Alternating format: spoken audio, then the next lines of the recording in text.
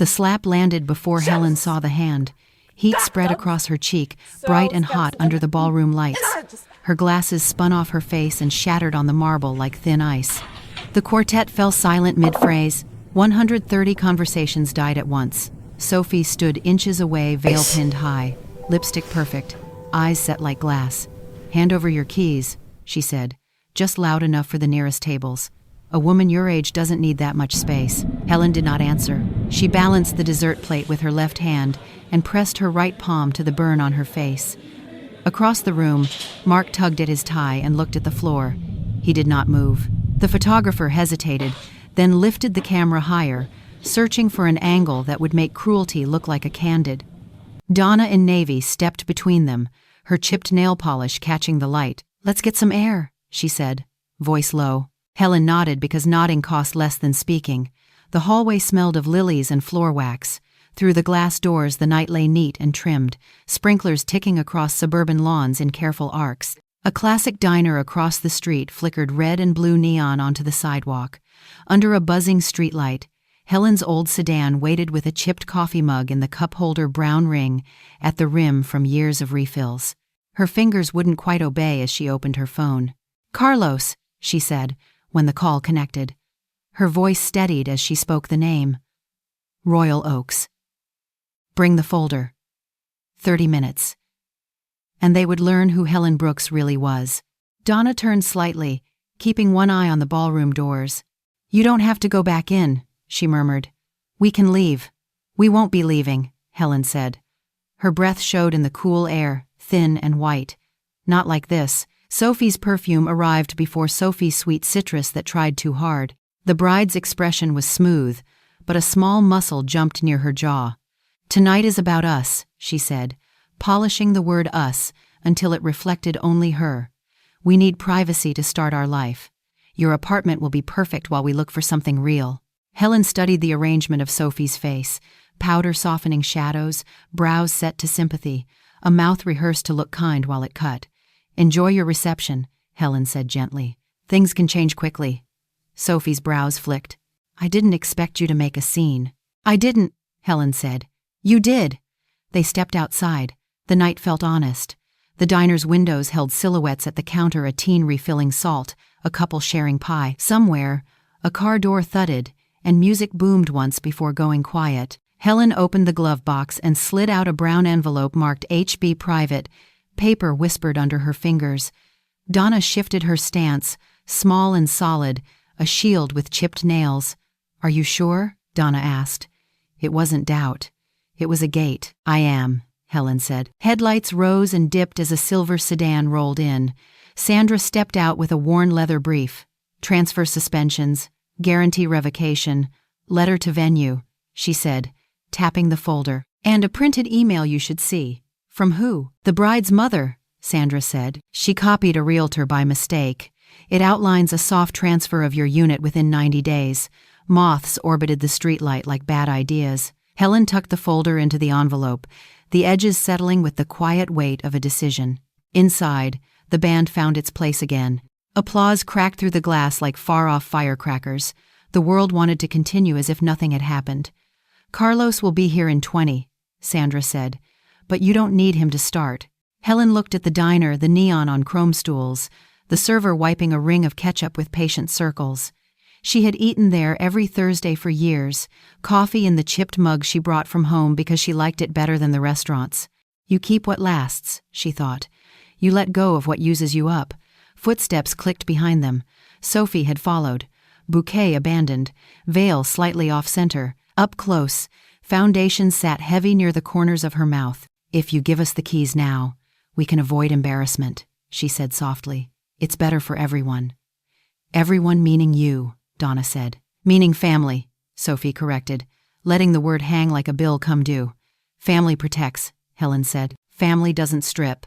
Her voice did not rise, but it filled the space. Sophie's eyes cut to the envelope and back. "What is that?" "Proof," Sandra said. The bride paused a fraction too long, then turned and walked away, the train of her dress catching on the doorframe before sliding free. Donna exhaled. "She's going to spin this." "She's been spinning for months," Helen said. I've just been too polite to name it. Headlights swept the lot again and stopped. Carlos climbed out. Loosened tie. Briefcase balanced. He looked at Helen first, then at the envelope, and nodded once. They walked back to the doors together. The doorman glanced at the envelope and then at Helen, and something in his expression shifted, as if a decision about who was leading the moment had been made. He opened the door without a word. Light poured over them. Conversations stumbled and stilled. Phones rose. Helen stepped onto the marble and felt the room adjust to her pace. "My name is Helen Brooks," she said, steady and plain. "I need a few minutes of your attention." Near the bar, Sophie's mother lowered her glass. Near the band, Mark's hand fell from his tie. In Helen's chest, a quiet certainty locked into place, like a door finding its frame. The room held its breath, and the story moved forward. The smell of roasted turkey still clung to the air as Helen stood in her quiet kitchen, the chipped coffee mug warm between her trembling hands. Outside, the suburban lawns glittered with frost under a pale morning sun, an ordinary scene that masked the storm building inside her. 2 days after the wedding humiliation, Sophie's slap still burned on her cheek, phantom-like, a reminder of betrayal she could not yet explain to anyone. The refrigerator hummed as if mocking the silence. Somewhere in the distance, a neighbor's dog barked a familiar sound that felt suddenly foreign. Her mind replayed every small remark Sophie had made in the last 2 years, a casual comment about the size of her apartment, a feigned concern about the old sedan parked under the oak tree. The way Sophie's eyes scanned Helen's modest living room, as though appraising its market value. Mark, her son, had laughed off those comments, telling her she was overthinking.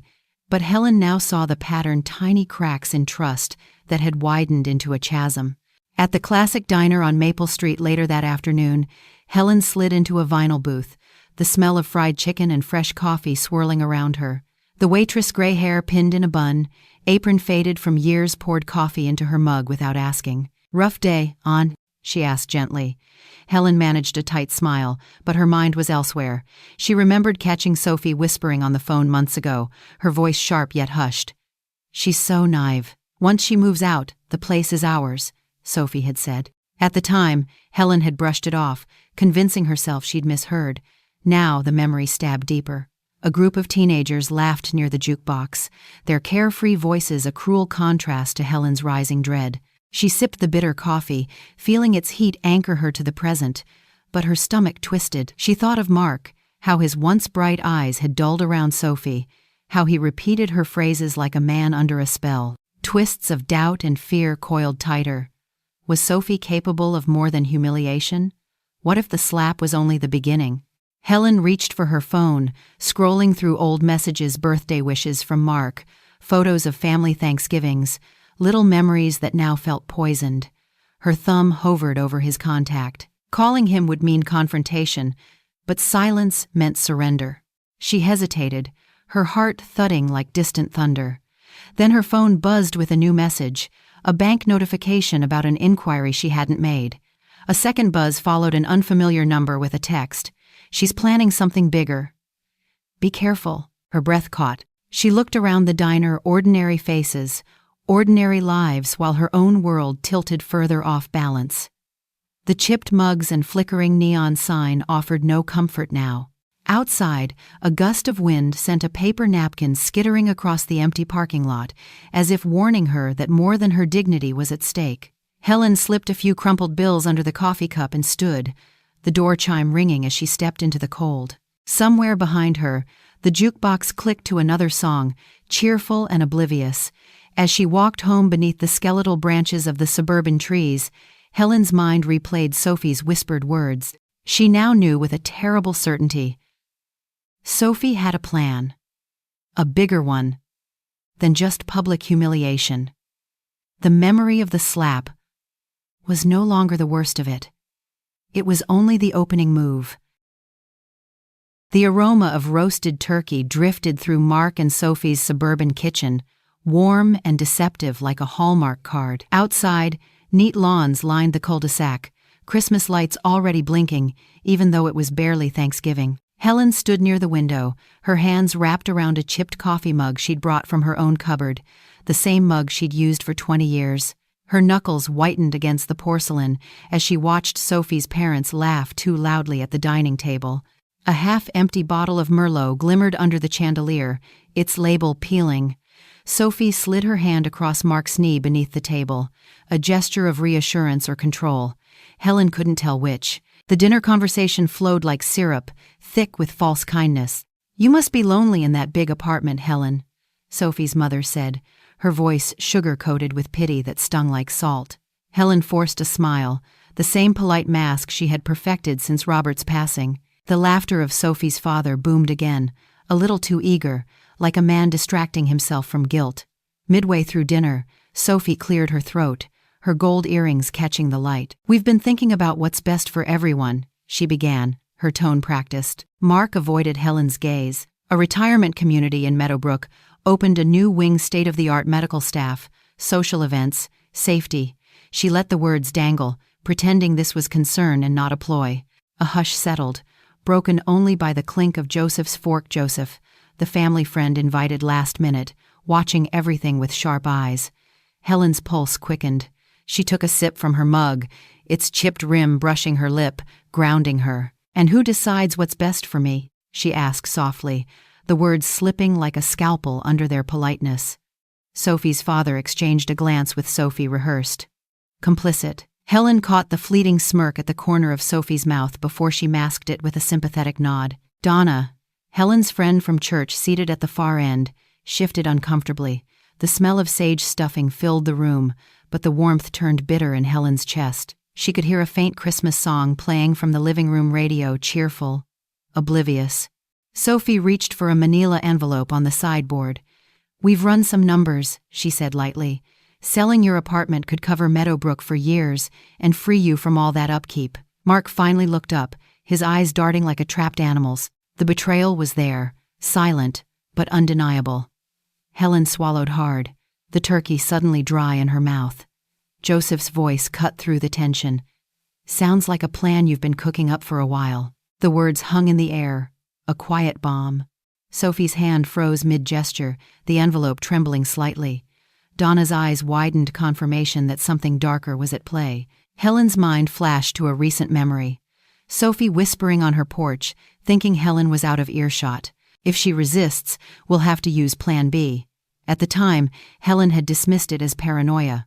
Now, with everyone's eyes on her, she felt the weight of that threat crystallize. She pushed back her chair slowly, the legs scraping against the hardwood like a warning siren. "Excuse me," she murmured, her voice steady but icy. Her exit was not a retreat but a declaration, leaving a silence so thick even the Christmas lights outside seemed to dim. The laughter from earlier had vanished. Only the tick of the wall clock and the distant hum of the refrigerator filled the room. Outside, the suburban lawns stood under a pale November moon, serene and oblivious to the family fault line that had just cracked wide open. Helen's departure was a quiet storm, one that promised a reckoning before dessert was even served. Helen parked her faded blue sedan beside Donna's manicured suburban lawn, the porch light glowing like a small beacon against the chilly dusk. The chipped coffee mug on Donna's porch table still bore a faint lipstick stain from her late husband, a detail Helen always noticed. That familiarity steadied her shaking hands. She stepped onto the porch, her breath clouding in the November air, and Donna opened the door before Helen could knock. Donna's eyes widened at Helen's trembling composure. "You're ice cold," she said, ushering her inside. The scent of pumpkin pie lingered, mixing with the faint hum of a country radio station. Helen wrapped her fingers around the steaming mug. Donna offered its rim nicked from years of use, and for a moment, the simple comfort almost broke her resolve. Donna listened without interruption as Helen recounted the slap, the humiliation, and the poisonous whispers she'd overheard months ago. When Helen mentioned the apartment keys, Donna's jaw tightened. "I warned you about Sophie's ambition," Donna said quietly, the subtext clear. Sophie had been scheming far longer than anyone wanted to admit. Pastor Luke arrived moments later, his weathered Bible tucked under one arm, the smell of diner coffee still clinging to his coat. He slid into the kitchen chair, hands clasped, but his eyes were sharp. "We're not letting this stand," he said. "God values dignity, and Sophie needs to learn that. Helen felt a twist of guilt at using faith as armor, but another twist relief at not being alone. Donna leaned closer. You need to protect yourself legally. Rewrite your will. Make sure Mark and Sophie can't touch what's yours. Pastor Luke nodded, pulling a business card from his wallet. This attorney owes me a favor. The implication hung between them. A secret ally. A strategic move. As the clock ticked toward midnight, Helen signed the first paper, a quiet decision that would shatter years of manipulation. Donna's kitchen smelled of cinnamon and old wood, the radio playing a familiar country ballad about heartbreak and second chances. Helen's signature looked fragile on the page, but she felt stronger than she had in years. A sudden vibration from her phone interrupted the moment a new text from an unknown number. They're already moving on. Plan B. Be ready. The words burned on the screen like a warning flare. Helen exchanged a look with Donna and Pastor Luke, the weight of the message pressing in. The hum of the refrigerator and the distant barking of a dog on a suburban lawn only deepened the tension. Outside, the night seemed to hold its breath, as if the whole neighborhood knew that the quiet widow was about to become someone else entirely. The kitchen light flickered, and Helen tucked the signed paper into her purse. She wasn't just defending herself anymore, she was preparing for a war they didn't know she could fight. The smear campaign began quietly, like a cold wind slipping under a door. Helen first noticed the sideways glances at the grocery store. The clerk hesitated before offering her the usual paper or plastic, and a neighbor, watering her suburban lawn in a faded ball cap, quickly looked away. Whispers grew. Helen Brooks had lost her mind. Maybe she was too old to live alone. Maybe she needed to be placed somewhere safe. The same people who had envied her neat rose beds now exchanged knowing looks behind chipped coffee mugs at the local diner. On a rainy Thursday, Donna slid into a booth across from Helen at Maple Street Diner, their favorite place with red vinyl seats patched with duct tape. Donna's coat dripped onto the cracked linoleum. Sophie's been busy, she said quietly, stirring her coffee until the spoon clinked. She's told half the PTA you're unstable. The smell of frying bacon hung in the air, mixing with the sweet scent of maple syrup. Helen kept her expression steady, but her fingers trembled slightly around her chipped mug. Subtext lay between them. The betrayal was deeper than gossip. It was a calculated plan to isolate her. Pastor Luke joined them moments later, bringing with him the scent of wet wool and rain. He slid a folder onto the table, screenshots, overheard conversations, a copy of a preliminary legal notice. They filed for guardianship evaluation, he murmured. A mini-hook twisted the air between them. Sophie and Mark weren't stopping at humiliation. They were building a case to declare Helen incompetent.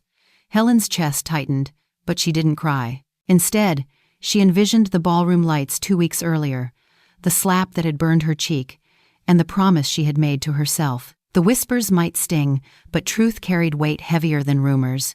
She leaned closer, voice low but steel-edged. Then we fight smarter. Donna's eyes widened as Helen revealed her next twist. Joseph had secured a viral video clip. One of the guests had captured the entire confrontation at the wedding. The video was spreading online, gathering sympathetic comments. Strangers praised Helen's dignity and condemned Sophie's arrogance. Pastor Luke added another twist. A local journalist had reached out, intrigued by the story. Helen felt a flicker of hope beneath the storm clouds. That night, Helen returned home to the soft hum of her old refrigerator and the smell of rain drifting through her cracked window.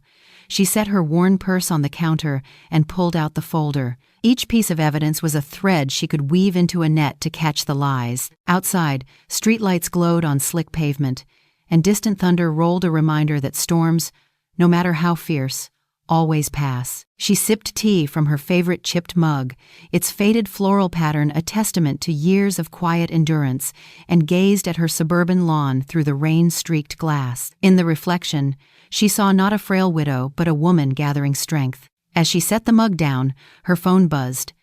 A notification: the viral video had surpassed 50,000 views. A comment stood out.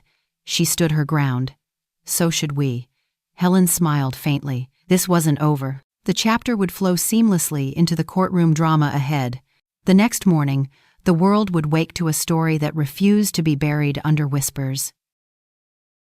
The ballroom lights pulsed like distant stars, their glow barely masking the tension humming through the crowd. Helen's heels clicked across the polished floor, each step a warning bell. Beside her, Attorney Mason Carter adjusted his navy tie, a quiet, measured gesture that told anyone watching he was prepared for war. The scent of wilting roses from the table centerpieces, mixed with the tang of champagne, left too long on ice. Guests whispered behind manicured hands, phones discreetly raised, hungry for the next shock. At the center of it all stood Sophie, her pristine wedding gown now creased, the train slightly damp from an earlier spilled drink. She masked her anxiety with a brittle smile, but the twitch at the corner of her mouth betrayed her. Mark hovered at her side, pale and sweating under the ballroom chandeliers, his expensive watch catching the light as though mocking him with its price tag. Helen stopped within 10 feet of them, her chipped coffee mug of a heart-worn yet unbreakable steady in her chest. "Ladies and gentlemen," Mason announced, voice smooth as the vinyl booths in a classic diner, "there are truths tonight that must be faced." The room hushed. Even the band had stopped mid-song. Outside, suburban lawns glowed under porch lights, an ordinary night unaware of the extraordinary betrayal unfolding inside. Helen opened her folder documents that were more than paper. They were the receipts of years of quiet sacrifice. She handed the first sheet to Mason, who revealed that every lavish detail of this wedding was financed by Helen's hidden generosity. A ripple of gasps swept through the crowd. Sophie's mother shifted uncomfortably, her designer heels squeaking on the polished floor. Halfway through Mason's revelations, a side door creaked. Donna and Pastor Luke stepped in. Donna's camera dangled at her neck, a silent reminder that evidence had been gathered. Pastor Luke's steady gaze met the guests, offering moral weight. Twist 1. The financial lifeline Sophie had been bragging about wasn't Mark's promotion, it was Helen's secret transfers. Twist 2. Donna had captured a whispered conversation between Sophie and her parents, plotting Helen's removal months before. A mini hook dangled in the silence. "But that's not all," Mason said, pausing just long enough for the weight of expectation. "The final piece will change everything." Helen's eyes swept the room, familiar faces that had once judged her simple cardigans and suburban sedan. She spotted Joseph near the bar, his hands clenched, silently cheering her on. Mason pulled a final envelope from the folder. "This," he declared, "is the cancellation of every guarantee and payment made in Mark and Sophie's name. Effective immediately." The words hit like a sudden winter wind. Guests murmured. A few edged toward the exits, sensing the party's collapse. Sophie's brittle smile shattered. "You can't do this," she hissed, but her voice lacked conviction. Mark reached for her hand, but she pulled away, the first crack in their carefully staged unity. Somewhere in the crowd, a phone camera's flash illuminated their stunned faces, immortalizing the moment their perfect facade crumbled. Helen didn't gloat. Her voice was calm, almost gentle. "This isn't revenge," she said. "This is the truth catching up." Outside, a siren wailed faintly in the distance, as if the world beyond the ballroom sensed the upheaval. As the guests buzzed and the couple's panic mounted, Helen's gaze met Lucy's, a quiet reassurance that the next steps were already in motion. The scene's energy shifted, setting the stage for the fallout. And as Mason quietly folded the empty folder under his arm, Helen's steady breath bridged this night's chaos to the reckoning yet to come. The ballroom lights pulsed like distant stars, their glow barely masking the tension humming through the crowd. Helen's heels clicked across the polished floor, each step a warning bell. Beside her, Attorney Mason Carter adjusted his navy tie, a quiet, measured gesture that told anyone watching he was prepared for war. The scent of wilting roses from the table centerpieces, mixed with the tang of champagne, left too long on ice. Guests whispered behind manicured hands, phones discreetly raised, hungry for the next shock. At the center of it all stood Sophie, her pristine wedding gown now creased, the train slightly damp from an earlier spilled drink. She masked her anxiety with a brittle smile, but the twitch at the corner of her mouth betrayed her. Mark hovered at her side, pale and sweating under the ballroom chandeliers, his expensive watch catching the light as though mocking him with its price tag. Helen stopped within 10 feet of them, her chipped coffee mug of a heart-worn yet unbreakable steady in her chest. "Ladies and gentlemen," Mason announced, voice smooth as the vinyl booths in a classic diner. There are truths tonight that must be faced. The room hushed. Even the band had stopped mid-song. Outside, suburban lawns glowed under porch lights, an ordinary night unaware of the extraordinary betrayal unfolding inside. Helen opened her folder documents that were more than paper. They were the receipts of years of quiet sacrifice. She handed the first sheet to Mason, who revealed that every lavish detail of this wedding was financed by Helen's hidden generosity. A ripple of gasps swept through the crowd. Sophie's mother shifted uncomfortably, her designer heels squeaking on the polished floor. Halfway through Mason's revelations, a side door creaked. Donna and Pastor Luke stepped in. Donna's camera dangled at her neck, a silent reminder that evidence had been gathered. Pastor Luke's steady gaze met the guests, offering moral weight. Twist 1.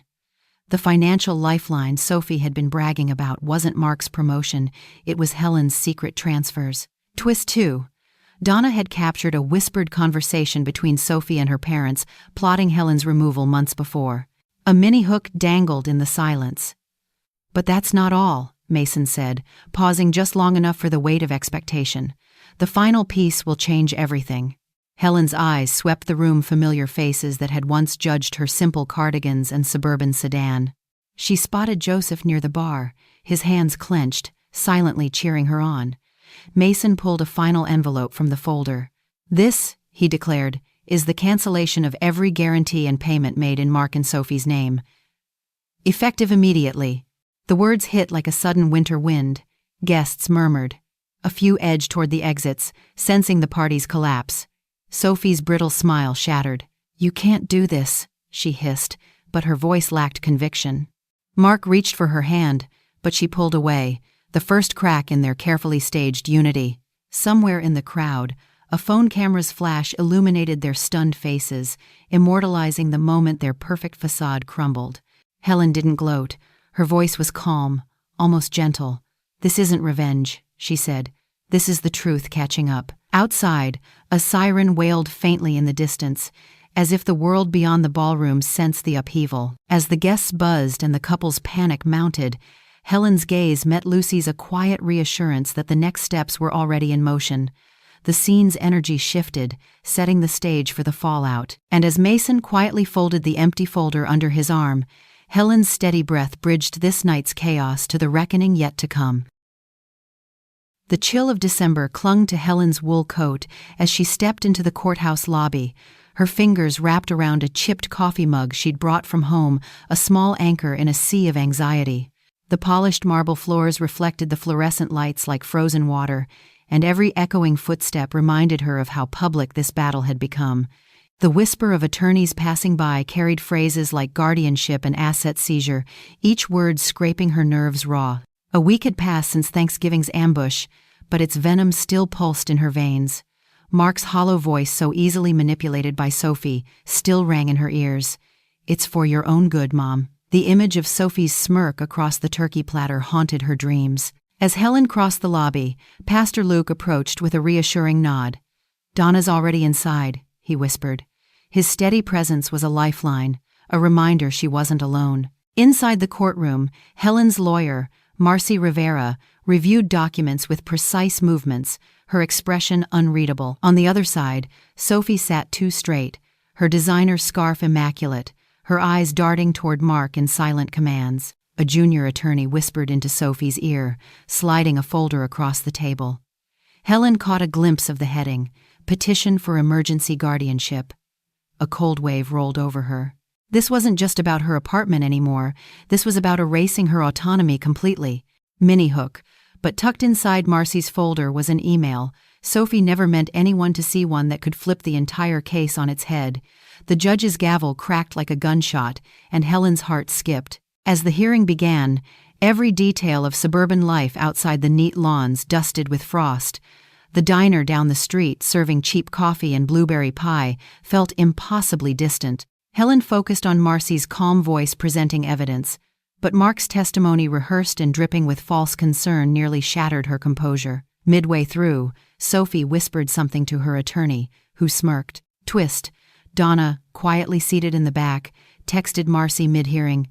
She'd overheard Sophie bragging at the diner last night about tightening the noose. Marcy's eyes flashed, and Helen's breath caught. Another twist unfolded moments later. Pastor Luke slipped Helen a folded paper, a character reference from an influential city council member he'd convinced to attend. The courtroom tension shifted subtly, like a breeze before a storm. As the judge called for a recess, Helen stood, her hands trembling but her spine straight. Sophie's confident mask cracked just enough for Helen to see the flicker of doubt. Outside the window, the courthouse lawn was a perfect suburban postcard. Kids tossing a football, a golden retriever chasing leaves. Helen drew strength from the ordinary beauty beyond these walls. She turned to Marcy, voice steady now. Let's show them who they're really dealing with. The smooth transition to the next chapter begins here. Helen's quiet determination will drive her to gather the final pieces needed for the coming ballroom showdown. The courthouse was hushed, except for the faint squeak of polished shoes on marble floors, a sound that carried like a whispered threat. Helen Brooks adjusted her glasses frames slightly crooked from the wedding slap and stepped past the security gate. The guard, a man with a belly softened by decades of diner pancakes, gave her a respectful nod. Outside, flags fluttered in the crisp fall wind, and through the glass doors, suburban lawns beyond the courthouse square glowed under a late afternoon sun, as if mocking the storm brewing inside. Judge Albright tapped his gavel once, his face impassive. The courtroom packed with neighbors, reporters, and distant cousins who smelled like old cologne. Helen could taste the dryness of her throat, the same taste she'd felt on prom night long ago before everything had become complicated. Sophie sat beside Mark, her perfect manicure clutching a pen she had no intention of using. Her parents occupied the front row, whispers fluttering like moth wings. It's just an old woman grasping at pride. They didn't know Helen had come armed with more than memories and chipped coffee mugs. As her attorney laid out the financial records, a murmur rippled through the room. Bank statements, hidden investments, and proof that Helen had been quietly paying Mark's debts for years. The first twist landed. Donna, Helen's longtime friend and secret ally, presented a printed email. Its subject line, Plan B guardianship. Gasps erupted. Mark's face drained of color. Halfway through the testimony, the second twist slid in like a dagger. Pastor Luke, who had been sitting silently in the back, produced a voice recording Sophie had left on his voicemail, her sneering confession about taking the old woman's apartment before she keels over. The room buzzed, phones came out, and even Judge Albright's stoic expression flickered. The mini hook at the end was the third twist, buried in a sealed envelope. Helen's lawyer revealed a confidential report. Sophie had secretly contacted a realtor about selling not just Helen's apartment, but also the downtown office building property. Sophie didn't even know existed until rumors spread. The shock was electric. Whispers grew into a low roar. Helen breathed in the faint scent of polished wood and history that lingered in the courtroom. Her heart pounded, but it wasn't fear anymore, it was resolve. She looked at Sophie's stunned face, then at Mark's trembling hands, and felt the dignity she'd reclaimed since that ballroom humiliation. The gavel struck again, calling for order, but Helen knew order was already shifting in her favor. As the crowd quieted, Helen's eyes flicked toward Donna and Pastor Luke. Their small nods reminded her this wasn't just about property, it was about boundaries, respect, and a lifetime of lessons. She straightened her shoulders, ready for what came next, as the judge prepared to deliver a statement that would turn their world upside down and carry the story seamlessly toward its final reckoning. In the quiet echoes after the courtroom battle and the shattered illusions, Helen Brooks's journey reminds us of a timeless truth. Dignity has no expiration date. She learned painfully that even family can cross boundaries when greed eclipses love. Her story is not about vengeance, but about reclaiming self-respect and showing that genuine loyalty is measured by compassion, not convenience. The chipped coffee mugs in her modest kitchen, the manicured suburban lawns, and the Thanksgiving table she once filled with love now carry a deeper meaning. Home is defined by integrity, not square footage, and love is proven by action, not words. This tale urges us to look closely at the dynamics in our own families. Are we listening to the quiet sacrifices of our elders? Are we valuing them for who they are rather than what they own? Helen's resilience shows that setting boundaries is not cruelty, it's survival. And sometimes, the strongest act of love is to demand respect, even when it risks breaking the bonds you cherish. If this story moved you or made you reflect on your own family ties, share it with someone who needs to be reminded that loyalty still matters. Pass it on to spark conversations at classic diners, over chipped mugs of coffee, or during a family gathering. Let Helen's courage ripple outward, inspiring others to stand tall against manipulation and to choose honesty over exploitation. Share this if you believe family loyalty still matters. May your own home, whether it's a bustling suburban house or a quiet apartment, be filled with respect, warmth, and love that never needs to be tested by betrayal.